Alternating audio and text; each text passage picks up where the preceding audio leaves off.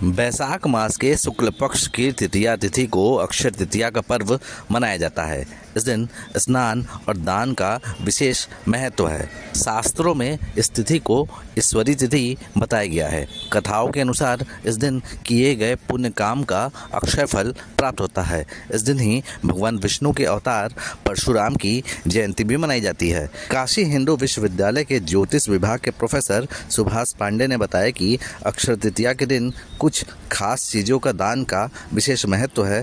धार्मिक मान्यताओं के अनुसार इस दिन गंगा स्नान और दान से न सिर्फ अक्षय पुण्य का प्राप्ति होती है, बल्कि किस्मत के बंद दरवाजे भी खुल जाते हैं। अक्षय तृतीया को हमारे यहाँ शास्त्र में आया है कि गंगा स्नान करने के बाद जल कुंभ दान यानी घड़े में जल भर करके दान करना चाहिए।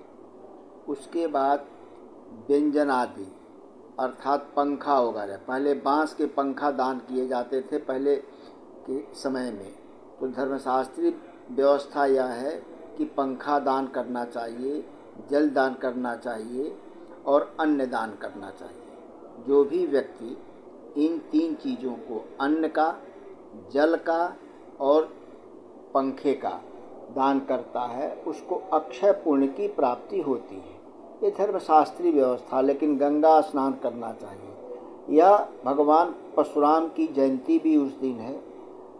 विष्णु भगवान को यथापूर्वक आराधना करनी चाहिए, विष्णु भगवान के मंत्र का जप करना चाहिए और अक्षय तृतीया को कोशिश करना चाहिए कि पूरे दिन सूर्योदय से लेकर सूर्यास्त पर्यंत कम से कम कोई गलत काम आदमी न करे, असत्य भाषण न करे। इसलिए कि उस दिन कोई पुण्य भी अगर जो आदमी करता है तो उसका क्षय नहीं होता है, माने पुण्य का फल मिलता है। उसी प्रकार से अक्षय तृतीया को यदि आदमी कोई पाप कर्म करता है तो उसका भी क्षय नहीं होता है।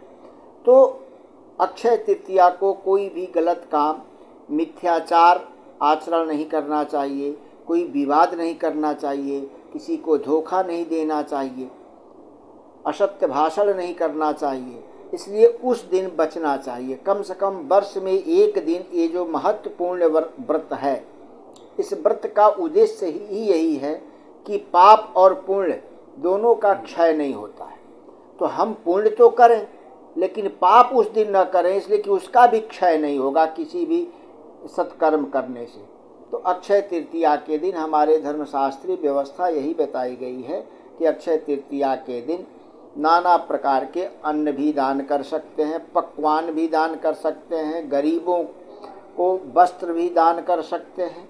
ब्राह्मण को अगर दान करना है तो जल कुंभ दान करिए। कुछ गुप्त दान भी कर सकते हैं। गुप्त दान में जैसे होता है कुष्मांड में या किसी फल में कोई अमूल्य रत्न रख करके भी दान किया जाता है।